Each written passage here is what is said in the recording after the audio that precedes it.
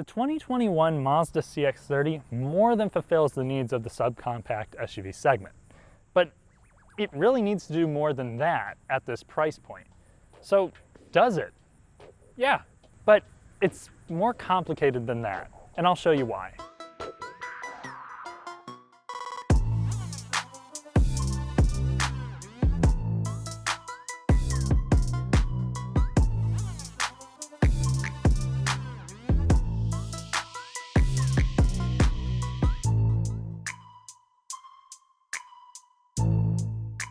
If you haven't done so already, please subscribe to the channel so you can help me take this to the next level. Thank you. Now back to the review. So the Mazda CX-30 is now known as the CX-30 2.5S. Rumor has it that a turbo engine is in the works. So the Mazda CX-30 is going to come in 4 trims. This is the base. After that will come the Select, then the Preferred, and then the Premium trim. All of them will get LED front headlights. Fog lights are not an option. You got these pathetic little lights here, if you want to call them that. Steering responsive headlights come on the Premium trim, yet all have rain sensing windshield wipers. Before we continue, I'd like to thank Royal Mazda for loaning me this CX-30. Royal Mazda is a small, honest dealership in Bloomington, Indiana. If you're in the market, check them out. You have Mazda's new corporate front fascia with this big chrome look. I mean, it really just appears to be a Mazda 3 in the front with a little bit more plastic added into it for safe measure. Personally, I think that this front end is bold, but it's still tasteful. Tell me what you guys think in the comments section. Now I know somebody's gonna like this, so sorry, but I think this body cladding makes it look like a Fisher-Price SUV, and it doesn't help when you have these kind of small 16-inch wheels. Now the benefit to these is lots of sidewall, which usually I'm a fan of because it makes the ride a little bit more comfortable, so I'm not gonna dog on them too much. At least they're pretty decent looking. I like the kind of gunmetal gray. The higher trims ride on these 18s. When it comes to appearance, no CX-30s look base. All have body-colored mirrors and door handles, a spoiler, and the aforementioned LED lighting. I would have to say the Premium with the roof rails and the shark fin antenna looks a bit more upscale though. I think the side silhouette is nice looking, very similar to the Mazda 3, except they added a little half-assed window back here. It's like the size of a phone, really, at least the usable portion of it is. Overall, I think it looks pretty good. That cladding just... Coming around the rear of the CX-30, we're gonna see, again, a lot of beautiful plastic, real tailpipes, and then true LED rear taillights as standard equipment even on the base. If you get the Premium package, you'll get a power rear tailgate. Overall, I think that the CX-30's looks are going to draw in more people than they would push out, and the interior takes that up to another notch. Inside the Mazda CX-30, we have a well-appointed interior with great fit and finish. Honestly, I only have a few gripes with this. One is this navy blue look. I personally don't hate it, but I see it as kind of a polarizing thing, and from the few people that I've talked to, it usually doesn't get the most positive reception. If you step up to the Premium trim, this becomes a brown look. But really, it's hard to find a downfall in this interior at this price point. Everything that I interact with is soft. You have soft touch where your knees rest. This is a base trim, and you're gonna have leather where your elbows rest and where your knees rest. You can tell that Mazda paid attention to ergonomics. I especially like the infotainment system controls. It's placed in a very natural location, kind of where my hand already lies. The button travel is nice, short, and clicky. I think I'm starting to get more used to the infotainment system itself. For 2021, you have Apple CarPlay and Android Auto on all trims. That pairs with an elegant looking UI and a fairly crispy 8.8-inch display that comes as standard. After more time with this, I think my cameraman found the word for this: oversimplified. Things are a little hard to find at times due to the lack of options on the home screen. The 7-inch digital gauge cluster is a helpful assistant though. You can customize to have it show a few different things. It's implemented pretty well. And I also like the clean look of the physical gauges. If I had to describe this interior in one word, I really think clean would probably fit it the best. There aren't very many buttons. There isn't too much fluff. It's just a modern, comfortable place to be. Now the finish of the wheel and the base trim is just like this vinyl wrap. It doesn't feel that good. Step up to the Select and you'll get the leather wheel. You're also going to get leather seats in the Select trim. If you step up to the Premium, you're going to get a perforated leather. This also has manual seats, but they're actually very adjustable, and I find them to be quite comfortable. They do pinch your back a little bit, kind of weird. The Select trim will also add automatic dual zone climate control and proximity unlock. The base car has a push button start, but you have to make like a peasant and click unlock with a button on a key. If you fancy heated front seats and an 8-way power seat with lumbar, the Preferred is for you. Want a sunroof but don't want to spend over 27 grand? Cool, get lost, because only the Preferred and Premium get one. You also get paddle shifters and a heads-up display on the Premium. All of them have adequate levels of storage. The glove box is kind of puny. Now, a pleasant surprise for me was the base sound system. You have an 8-speaker Mazda acoustic audio system in here that sounds great.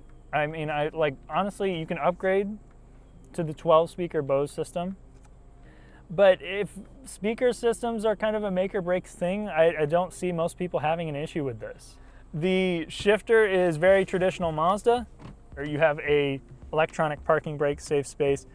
Very minimal use of piano black plastics here, at least on the base trim. If you step up in the trim levels, it does go to piano black. Now space-wise, I'm 6'3", and I have plenty of space, obviously, up front. Now that I'm in a comfortable position for myself, I'm gonna hop in the back and see how I fit. Now back seat space is, well, limited in the Mazda CX-30. My legs are kind of cramped. I kind of have to put them either on the outside of the seats, or if I dig them into the middle, I can give the driver a nice massage. The good thing is that I have more than adequate amount of thigh support due to the higher height of the vehicle compared to the Mazda 3. And I also have a little bit more headroom. I can sit back here and I am okay. In the base model, you're not going to have a fold down armrest. You have to step up to get that, but you do have soft touch on the doors. If you step up to the Select trim, you're gonna get vents back here. All right, so the trunk of the CX-30 is better than the Mazda 3 for sure. It actually has a little bit more height to it, I think, which makes things like a person easier to stow back here. I will have to note, it's kind of narrow. Feels a little bit slimmer than the Subaru Crosstrek. However, I think that it's still a very practical space. You can, of course, fold the rear seats down. Something that you can't get on the Crosstrek though is a power rear gate, which you can get if you opt for the premium package CX-30. Labeling the CX-30 interior as top of the class is not an overstatement. However, I think another huge pro to the Mazda is how it drives.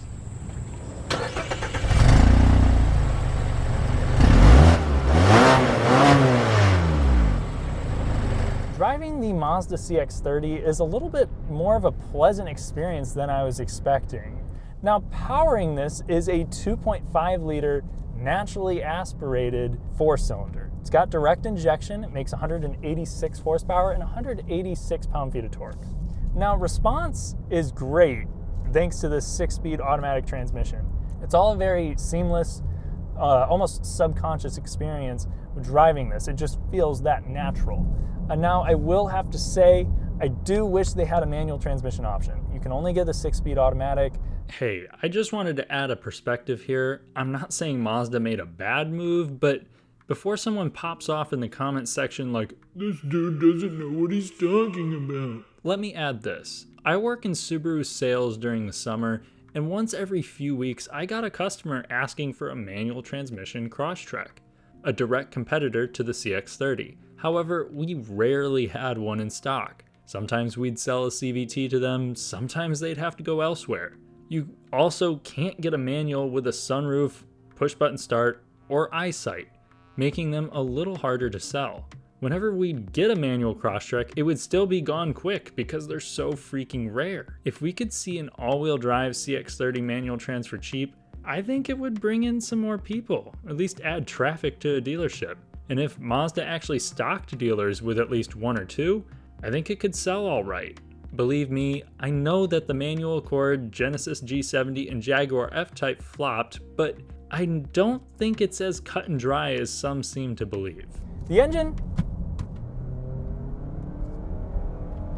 doesn't really like to be wrung out too much, which is, I mean, it's typical for Mazda engines, I guess, now. But it provides a healthy amount of power, as shown by my respectable 8.4 second dash to 60. There we go. I don't know if it's going to be any good, but... and 60. Confirmed a day after I shot this video is the turbocharged 2.5 liter inline-4 that Mazda has been shoving in all of their products as of late. When juiced with premium, it should make 250 horsepower and 320 pound-feet of torque, which is a shocker because I think the standard 2.5 liter performs better than a vast majority of the class. Still, the base 2.5 liter is not extraordinary. What's really good and stands out the moment you start driving it is the steering. Getting behind this thing and really taking it around corners exposes how direct the steering is. The issues that I talked about with the Mazda 3's slight looseness in the rear end, I mean, again, it's really only apparent whenever you're taking it around hard, rough roads, around corners, and even then, this still feels confident. I would have to attribute some of that to the softer suspension found in the CX-30. You have more suspension travel in here, so that's as to be expected. Now, with that softer suspension, obviously comes a more forgiving experience, but I'm just glad that the vehicle still feels quite poised. I mean, it gives you the comfort levels of the Subaru Crosstrek, but then almost the fun levels of the Mazda 3. Almost. It's not quite there just because you're not as low, and it, you know, there is still some body roll and movement in here. It's not a sports car. Definitely not a sports car. Don't misinterpret what I'm saying here. It's just really good for its class. The steering even had some feedback in it, which is a hard thing to find in this class, and Mazda's G-vectoring control helps reduce the amount of steering corrections needed, making this a more relaxing drive. Check out the video in the description to see how it does that. Random thought, but these turning signals sound different. They look sharp too. The CX-30 is also pretty quiet. It truly inherited the best traits of the Mazda 3 and fixed some of its shortcomings in the process.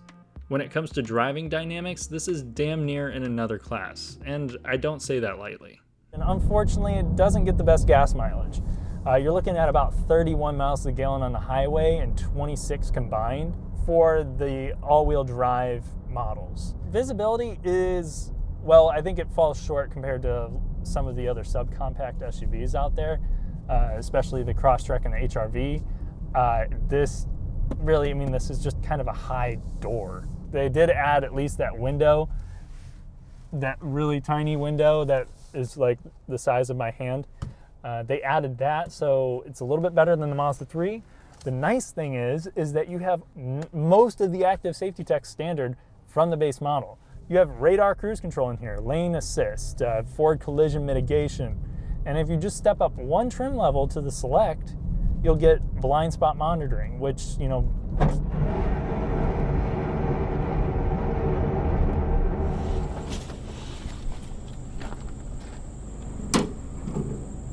sorry, it was a stick.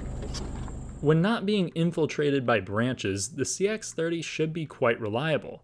Mazda is one of the top-rated brands for dependability, and the 2.5-liter 6-speed auto is a tried-and-true combo for them. It's only been around for a year, but no reviews on cars.com showed a problem, and not a single thing has been reported to carcomplaints.com yet. If reliability is of the utmost concern, spring for a non-premium model, as the premium has cylinder deactivation, a technology that often adds wear to engines with other brands. Now, what I talked about at the end of the Mazda 3 video last time was that for just $500, you could get a CX-30 over a Mazda 3 hatchback, which is a steal for the additional car that you're getting. The slightly bigger size in the back, the better suspension. Now, personally, I would still buy a Mazda 3 because I don't need nor necessarily want a subcompact SUV. For a lot of buyers out there, that's probably not the case. But this is a little bit more complicated because you'd think, well, then the CX-30 is the bargain, and it really is. at the lower end. But when you start adding options onto this, you're looking at premium packages, you know, your 30 grand. And this kind of comes up with the Subaru Crosstrek as well, and a lot of the other vehicles in the class, even the new Chevy Trailblazer. You're starting to look at, you know, the price of a Subaru Forester, the price of a Mazda CX-5, Chevy Equinox. With those vehicles, you're getting a lot more car. It's like the same thing that happened with the Mazda 3. However, I still think that this truly is a good deal for what it is. To backtrack some, I think I would personally pick a fully loaded CX-30 over a CX-5. The interior feels more upscale and modern. It's a bit quicker, and it still fits 5 just fine. The CX-5 certainly has size to its advantage, but I feel like the CX-30 is still competitive when put up against a Grand Touring CX-5. However, sales won't back that up, especially when we compare it to the closest rival, the Crosstrek, which has figures that are far more prosperous than the CX-30s. But I think that the CX-30 deserves more limelight. With a class-leading interior, if you like blue, high predicted reliability, and great driving dynamics, the CX-30 is a winner. If you need something more rugged, I'd point you towards a Crosstrek. If you need something bigger for the same price, maybe a Hyundai Tucson. But if you just appreciate a well-handling small SUV with a classy interior, the CX-30 easily deserves your attention. It's tiny, but has a feeling of luxury that no other model in the class can claim. It's a shame that these don't catch the spotlight. And Mazda, if you're watching this, good job. Now please trim down the plastic cladding, do away with the blue, and maybe throw in another petal if you're feeling spicy. Thanks for watching. If you enjoyed this review, don't forget to subscribe, and I'll see you in the next one. Speeding. This is the thesis, take 3, Mazda CX-30.